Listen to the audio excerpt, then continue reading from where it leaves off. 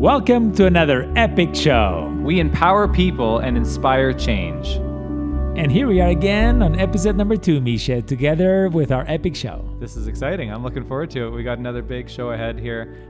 Today we're going to be talking about how we met and then how that led into the planning of this epic world tour. So why don't you just talk a little bit about how we met. And we're also going to relate some stories of our own planning. Yes. And how can people see planning for their own project and for their own empowering their own project and their own future and objectives, right? Yeah. How planning works and matches and gets into that. Yeah. So how did you and I meet? We met in British Columbia, where we're filming this, actually. Beautiful British Columbia. Yeah. We're in Whistler right now. Yeah. Kind of a little bit of a rainy day. Not very beautiful day, but it's always beautiful in British Columbia because the place is wonderful. Yeah. And that has to do also with the reason that I started flying helicopters. Right. You flew airplanes back in Portugal, right? I flew airplanes in many Portugal. years. Yeah. Several years. Yeah. IFR. And one day, IFR. And IFR, you mentioned IFR. Yeah, I know. I mentioned that for a reason. That's going to come out in a few weeks. Yeah. Yeah. We met through a common friend. Yeah. One day we mentioned that guy in the last podcast. Yes. He was one of my first students. One of your first students. Yeah. Dallas. One person connects another. That's another thing we're going to also talk about. I love that podcast. That principle. Yeah. We love that. Yeah. How people connect with whoever, a future person in the world that we have no idea, but we get there through other people. Yeah, right? exactly. We met because one day I was looking at a helicopter of a common friend that we didn't know each other before, and I asked him questions about flying helicopters in BC. I look at the terrain and said, "This is the right place. This is the right place to fly helicopters." Yeah, right? You got that right. Can't go wrong. No. And he told me about helicopters, how is he flying, his machine. He had, his Bell? A Bell 206. Bell 206, right? And he was, he didn't fly me that day. I never flown with him. I just realized. You still haven't flown with him? No, never. Wow, okay. But I look at it and I said, well, this is wonderful. I got to fly these things in British Columbia. And I asked him, where can I fly? And he said, I have the right guy. I have the right guy. And he introduced it to your flying school, right? Right. And one day I went to check it out, and I think you invited us through that connection to for our air show, right? Yeah. Air show. Yeah. And at your hangar, a vegan barbecue. Oh, yes, I was gonna say that one. A vegan barbecue, and those are the details that call your attention. You know, those burgers really made the sale. You know what? They were good burgers. But the most important thing is that I look, the environment and everything, and how you guys just related. It was your family there, right? Because you have a family business. Yeah. And we had a good burger, vegan, and I said I probably have something in common with these guys. Right.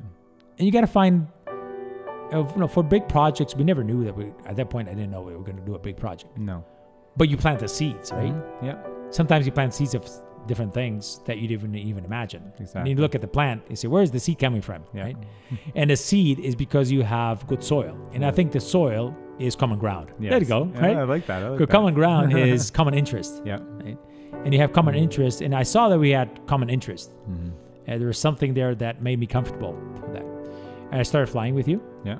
Well, let's back up for a second. You bought a helicopter. Oh, yes. First. Yes. And I remember because you bought it with another guy, and he was the one doing all the negotiating at the time. Yes. And he kept talking about this partner from Portugal. Oh, yeah? And he's not in the country right now. He's over in Portugal and whatever. And I'm thinking, who's this guy in Portugal? Oh, is it? You thought I was living in Portugal? Well, I just had no idea. I mean, he had mentioned, obviously, that you do live here, but that you were gone on business and stuff. This other guy is a very good common friend. Exactly. Also. Yeah. And so he kept mentioning you, and I'm like, okay, well, I don't know when I'm going to meet this guy from Portugal. It was it. Yeah. Okay. So anyways, so yeah. And so you bought the helicopter, yeah. I bought the helicopter. We got an agreement to lease it back to you. Yeah. We do that which is very common. Yep. And that worked really nice for both of us. Mm-hmm. And I started flying. I started flying with that R44. Yeah. And one day we were flying. Yeah, you had like Going what, around. 30 hours maybe or something? I think so. Something about We that. didn't go to the US before or not? I think we had done a trip, down to, you had some business down in California and we wanted to go check that out. Yeah. Never forget that trip. You know why? Why? Because we were going through the mountains of Oregon. Yeah. It was a bit cloudy, patchy here and there. Yeah. And you were just telling me, oh, just go over that hill there. There'll be a hole there. Yeah. Oh, go over there. Go over there. And I said, wow, this is really different from airplanes. From airplanes, yeah. That's the same funny thing. enough, the same thing happened with Dallas. So Dallas Yes. is a mutual friend that got you into flying helicopters. We had a day. He has a cabin up in the Shuswap, and we had a day where he's like, "Nah, I wanted to fly there with you, but the weather's too bad." And I said, "Well, let's check it out." So we did a little bit of weather planning and said, "No, it's actually not that bad." So we started going to Hope.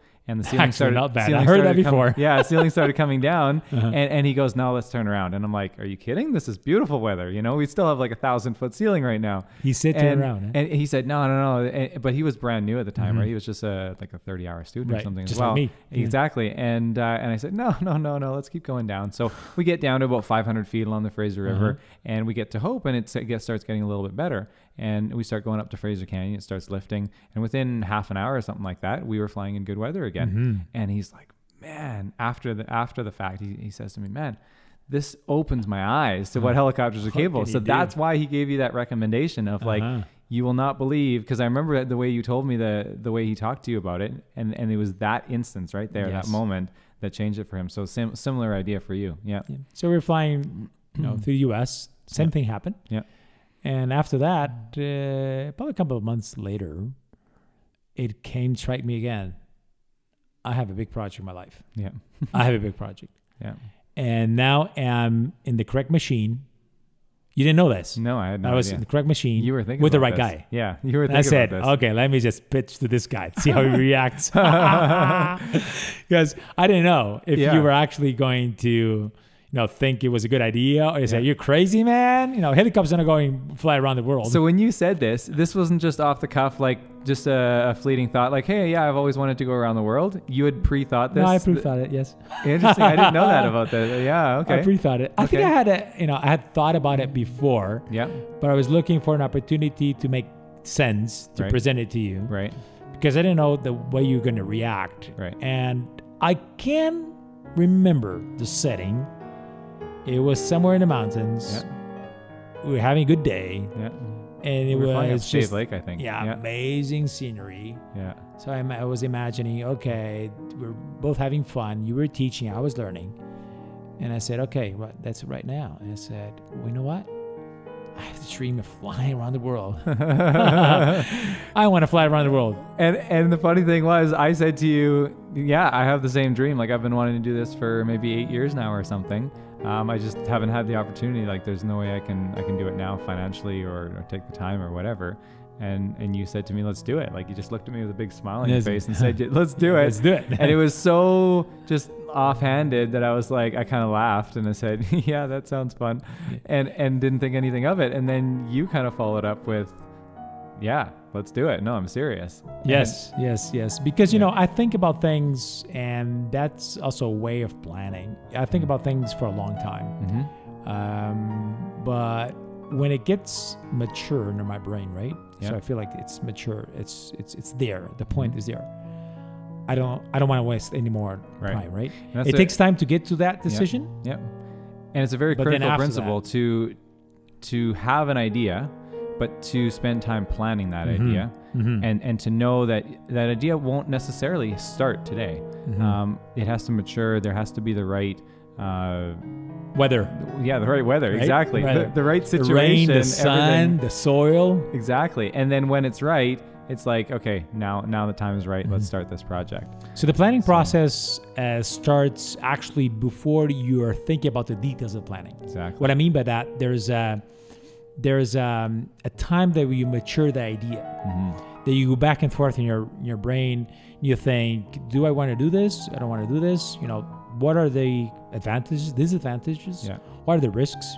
Because when something like going around the world on any type of aircraft, there's a lot of risk. There's a lot of risk. Yeah. We actually saw that in our trip. Yeah, we did. And we're going to talk about the risk reward part. But before you get to the point that you start actually planning, right, making where I'm going to refuel, details like that, right? What machine I'm going to take and what equipment, all those really down to earth planning things.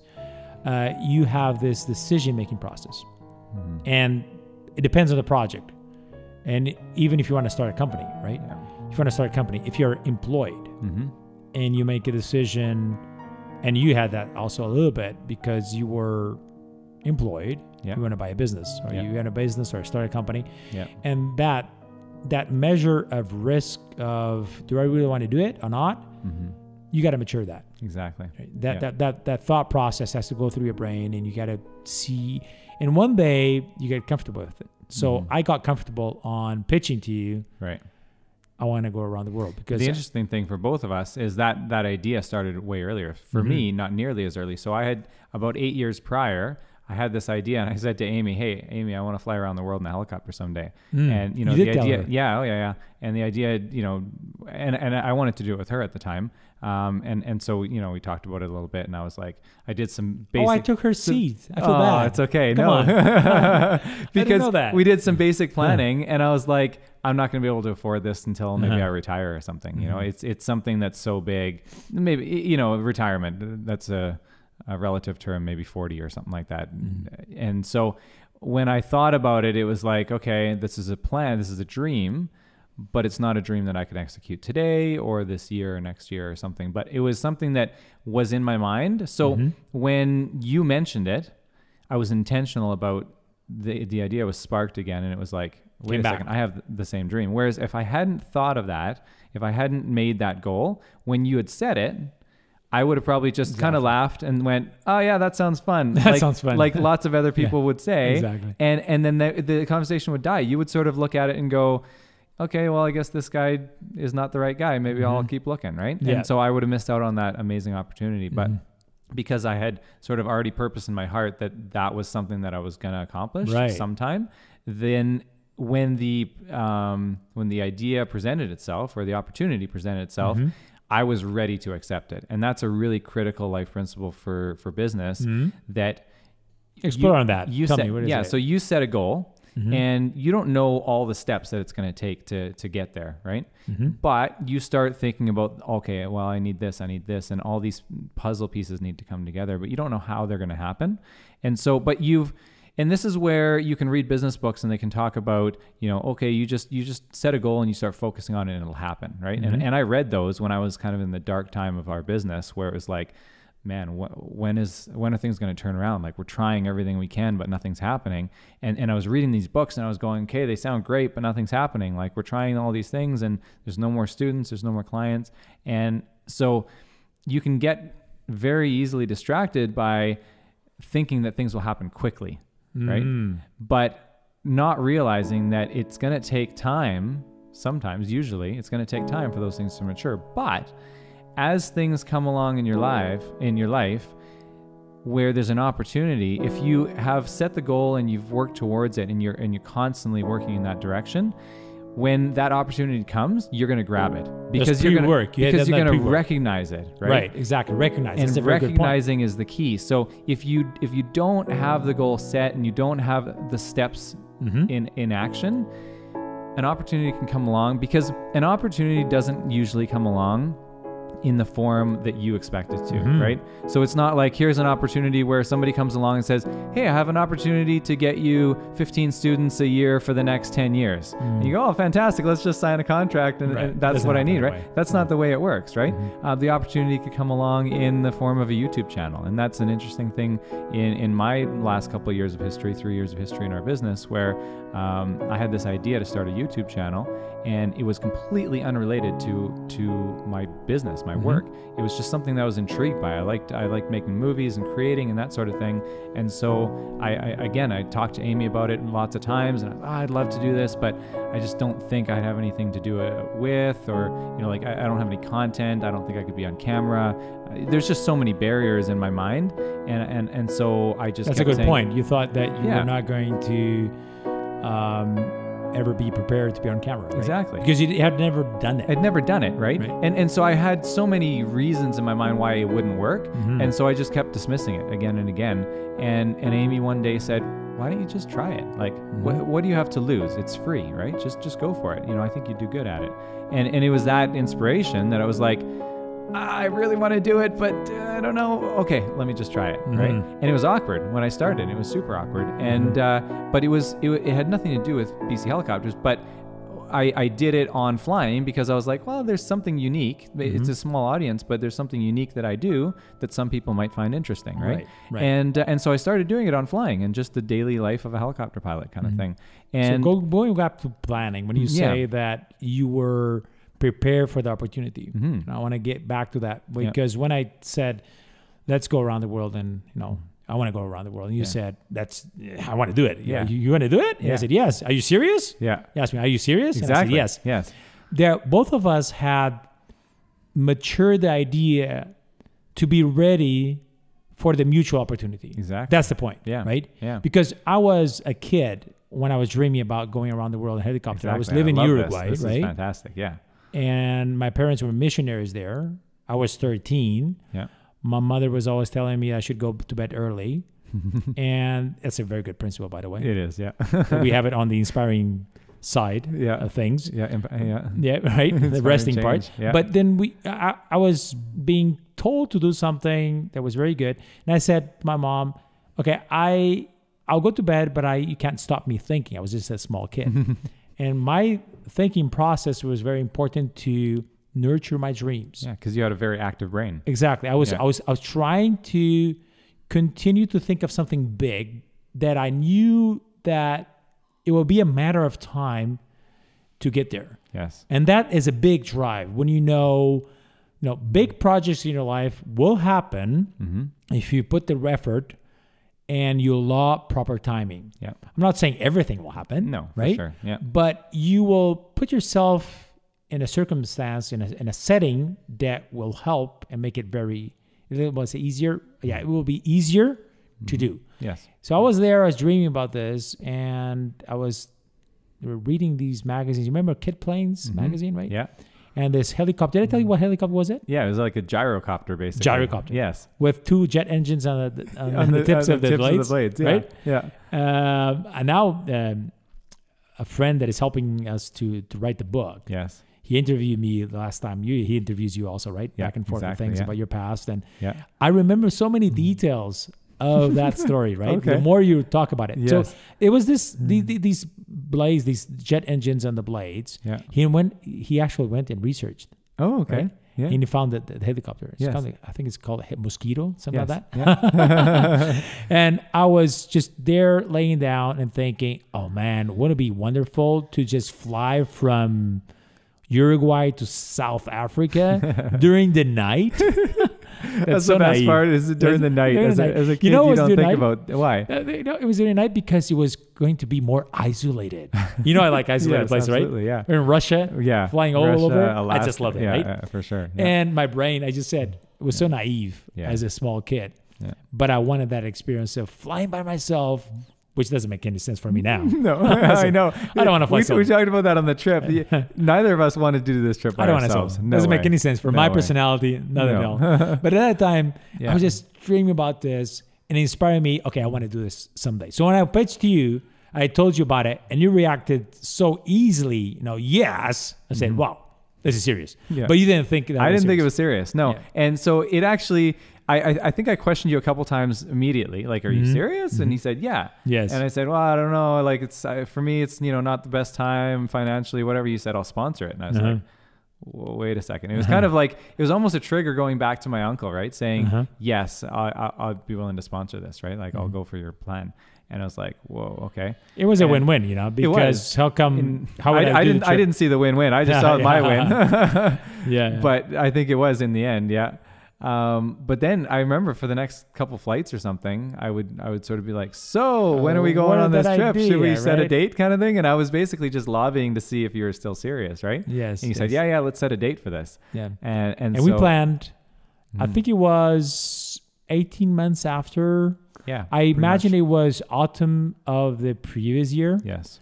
And we planned we knew we had to do the trip during a window weather opportunity, which is going to be the spring best weather in and all summer, parts of the world. Yeah. Right. And we planned for roughly May. Yeah.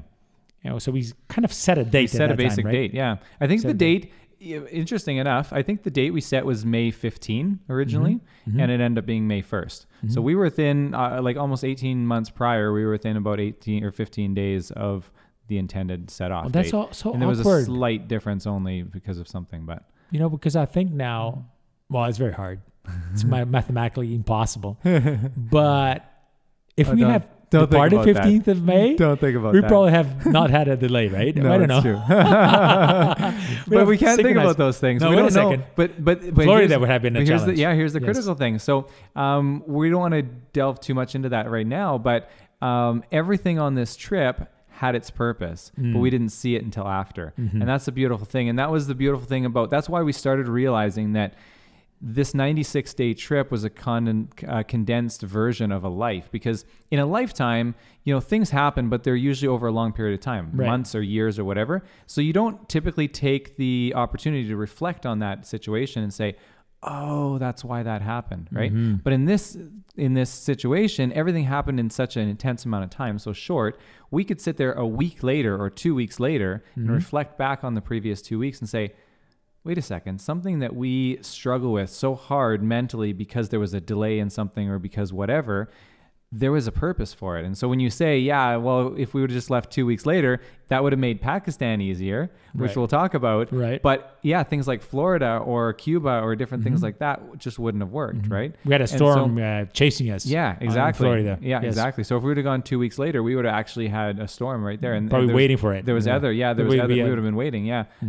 So there was other situations where that exact same thing happened. So the timing happens for a reason. I think it's a divine thing, but it happens for a reason. So yeah, we can't. And time also gives you different opportunities, different challenges. That there was a set of challenges for that time. There would have been a different set of challenges for another time. Exactly. So you never can think that, it's going to be ideal. Nothing's going to happen. Actually, the trip was wonderful because of the challenges. Exactly. Yeah. And it was different ones. Yeah. And it could have been worse. I mean, we had some struggles, but it could have been worse. Some struggles. We're going to talk about those. Why don't we take a little small break here and we're going to talk about those struggles.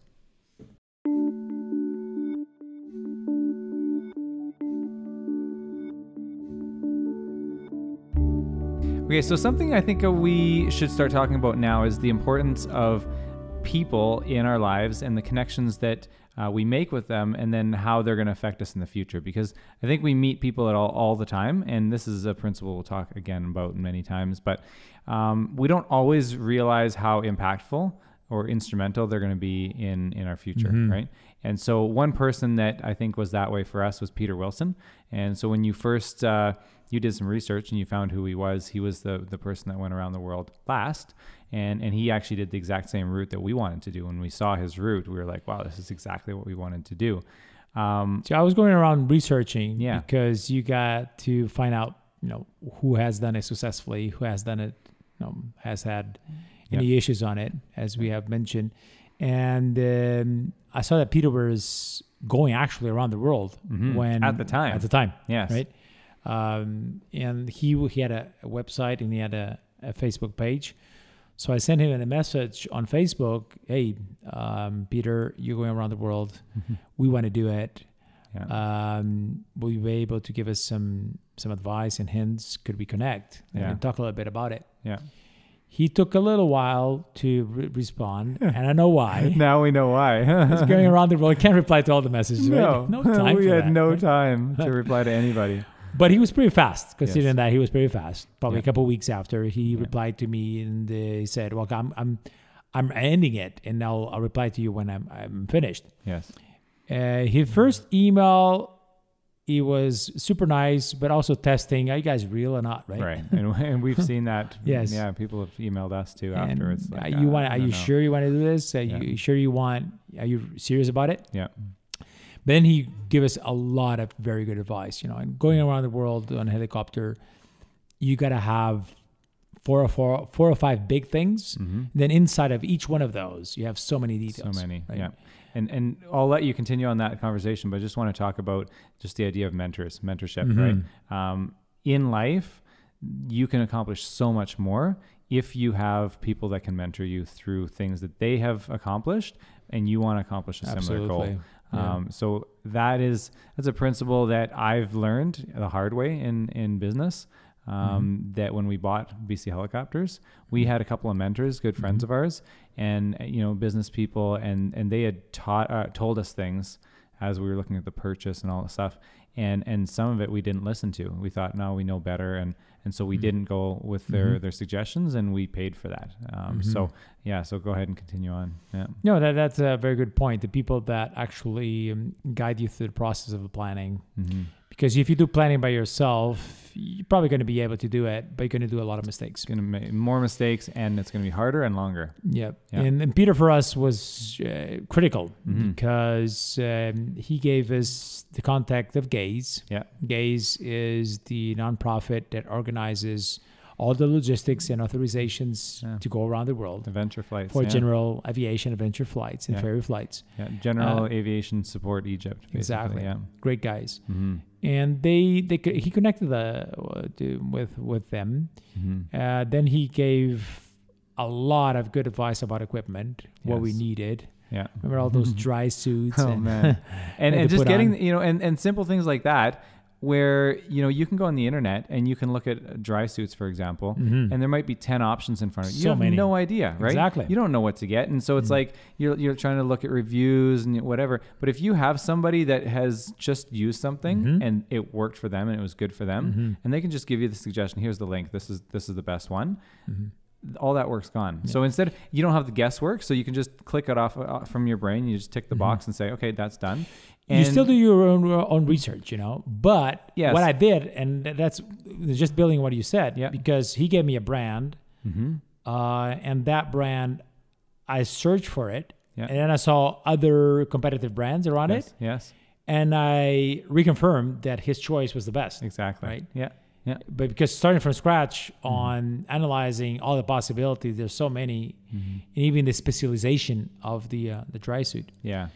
The dry suit ended up to be fundamental for our trip. Yeah, for sure. And we got that. Luckily, we didn't need them. Yes. Luckily. We didn't need them. But they were fundamental in the confidence as well, right? Yeah. Just knowing that we can be over these cold waters and that we would survive if we had to spend some time in there. I usually during the year go 4 or 5 times to Europe for business, and he actually invited me. Peter told me, you can come by my airport and check out the helicopter, and we have more time to talk. Yeah. And I went there with Diogo, my son. But this is instrumental. I'll let you finish that story because it's really good. But the choice that you made right there to say, yes, I'm going to, because he lives in England. England wasn't on your planned path. No, it wasn't. You could make it sort of work, but it wasn't on your planned path. So it would have been very easy for you to go, yeah, you know what, that'd be great to meet you, but you've already given me so much information. Thank you for your help. Have a great day, kind of thing. You could. But I want to. You know what? But you have the personality to just keep digging until you get all the information out. And that's such a critical thing, I think, for something like this trip and for business as well. Yes. To not just take the information at face value and say, okay, it looks like I've got lots here, so that's great. But to dig as far as you possibly can, right? So that's an extremely important point you just brought up. Yeah. Because it has a very good business application. Yeah. When you connect in person with somebody, it's completely different. It is, 100%. Right? Yeah. And we don't have time and many times the resources to just go somewhere and meet the person, be in person with that individual. But in this case, I thought, listen, it's just a big project.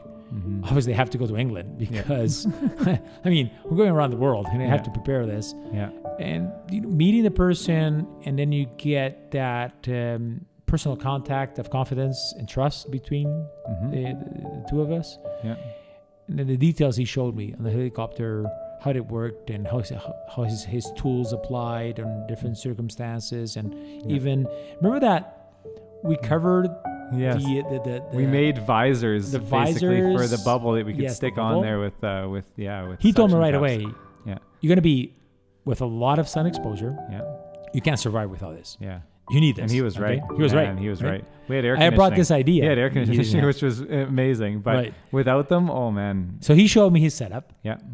I show you his setup. And actually you said very well, because that's another thing about research, because you use other individuals' knowledge that we might even be, of help of somebody else in the future, but they can improve on our setting, right? Yeah. And we look at his and you said, I think I can do it a little bit better. And you ended up doing something that really worked well, simple. Yeah, simple. And probably a little better. Yeah. But the point is that when you base you're constructing about knowledge that was previously experienced by somebody else.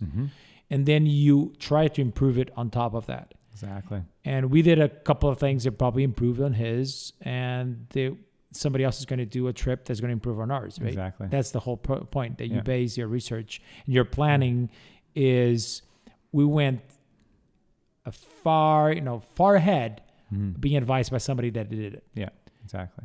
So in mentorship in business, if you get somebody that has, I like to use this expression in my own business world, which is have been there, have done it.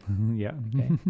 Been there because we were in time. So I was in your situation of, I'm no longer in that situation in terms of time, but I know what it takes because I was in that time frame that you're passing in your business. Yeah. So have been there in that time frame. Yeah. And have done it because I have an experience of success and failure through the process. Yeah. So I can understand what you're going through. Right. And this is exactly the case for this planning. Yeah. Because we based that planning a lot through what Peter did. We ended up beating his record on time, which he's very happy with. Yes, exactly. It's a small community and everybody gets along very well. Yeah. People have gone around the world in a helicopter, not many. Yeah.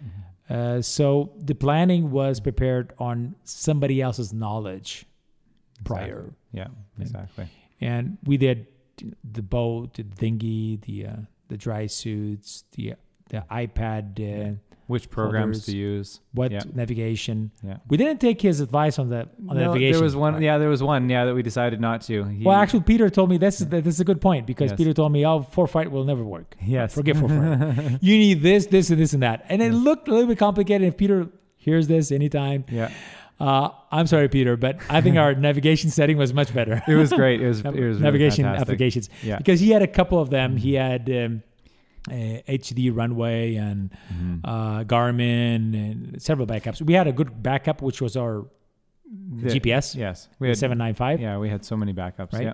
And then ForeFlight. But again, you take what you believe is best going to work for you, and some things you're not going to use the same thing. Exactly. And navigation applications and programs, we use different, and we went really well. Yeah. And I'll highly recommend the ones that we used. Yeah, exactly. ForeFlight was, for me, instrumental. I had ForeFlight on my side with the iPad, and then you had it was a 795. 795. Yeah. 795. Garmin. And that was actually, the two of them did slightly different things. They gave us different information. And so combining those two was actually really, really nice. And give us a redundancy. Exactly. And that's the point that you, in the critical tasks, you need to prepare for something to fail. Yes, for sure.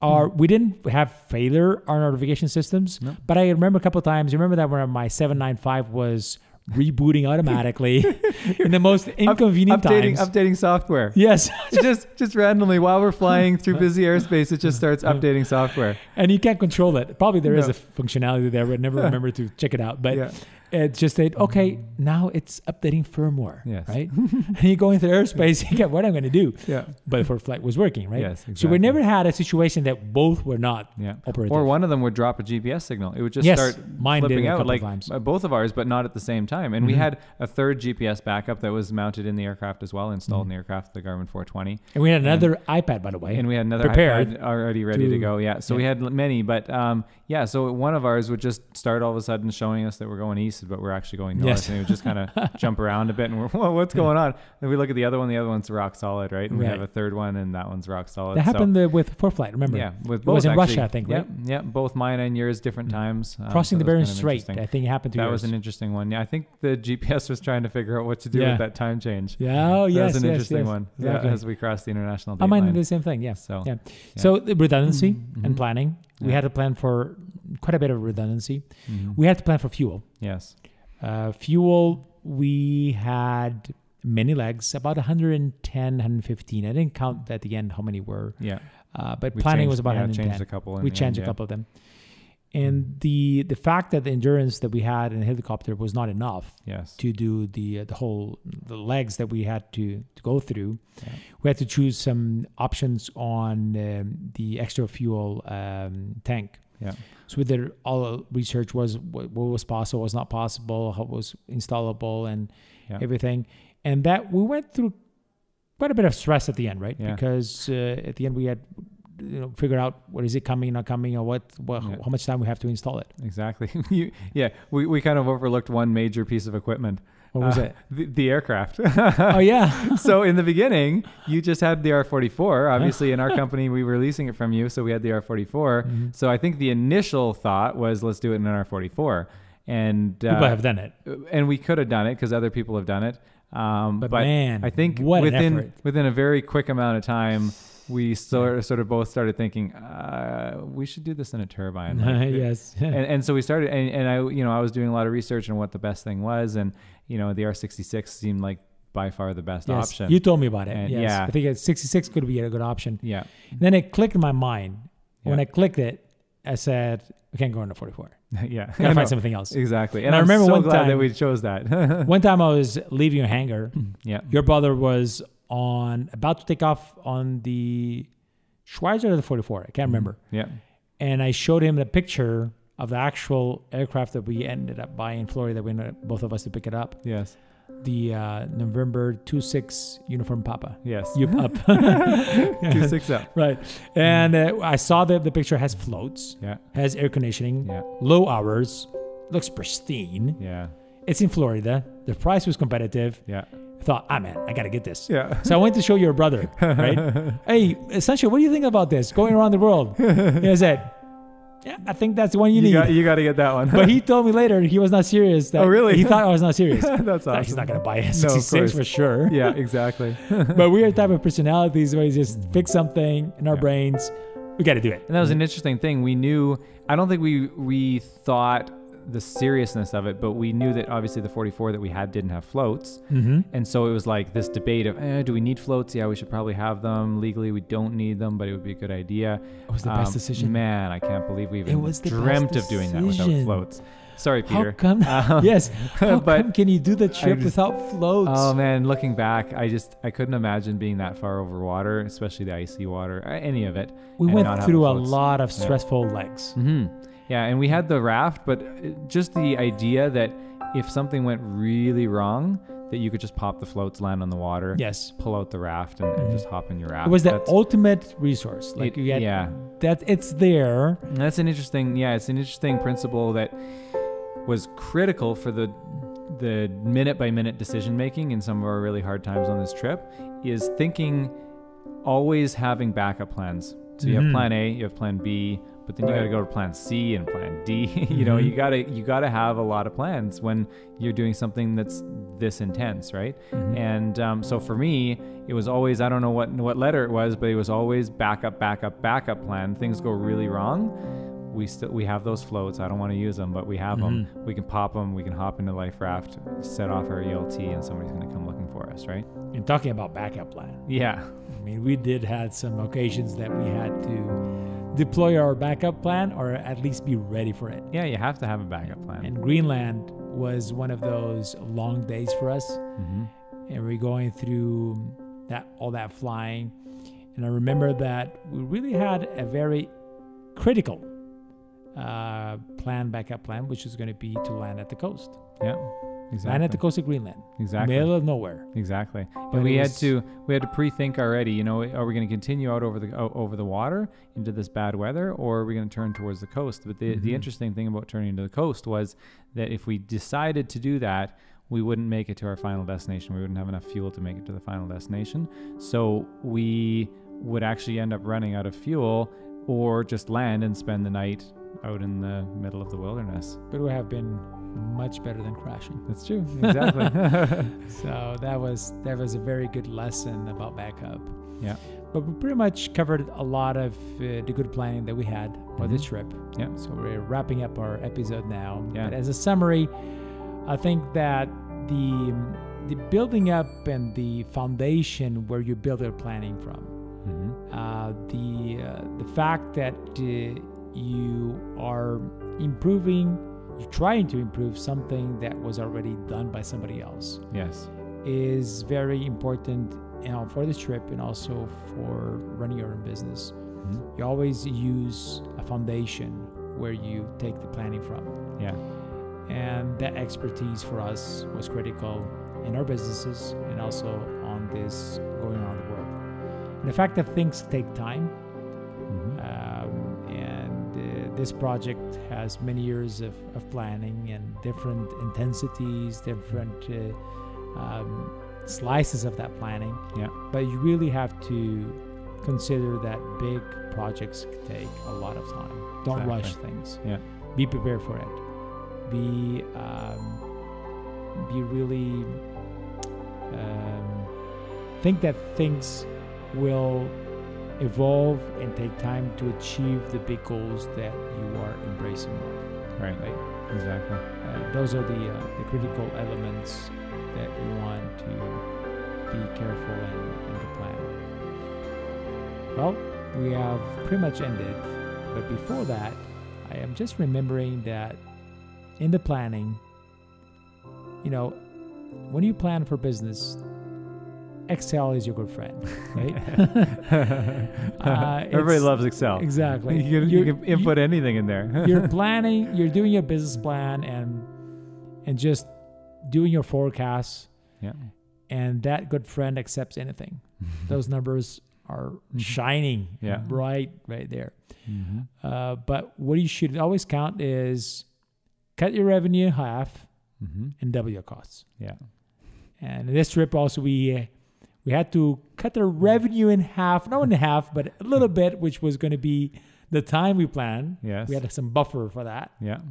And then the cost of the challenges that we found. Exactly. Same thing. Right? Same idea. Yeah. We found some challenges, and we're challenged beyond what we expected in our Excel plan. Exactly. Right? Yeah. And that was well received because your mindset was prepared for that. Exactly. Yeah. And having that pre-planning is critical, I think. So having thought through things ahead of time and knowing what your backup plans are going to help you execute in that critical time. So there was several situations on this trip where we had to execute on a situation within seconds, very quickly. It was a critical situation due to weather. And because we had thought through and pre-planned and practiced and prepared for those situations, and we had those backup plans in place, it allowed us to implement those backup plans in milliseconds or seconds. And those were critical things that saved our lives. And that can apply for this. It can also apply for business as well. So having pre-thought through those things is really critical. Yeah. The planning of your life. Exactly. Yeah. That's where it ends here. Yeah, I think we're going to leave this podcast here for today. I hope you guys enjoyed it, and we're going to talk to you guys again next week. See you next time. Bye.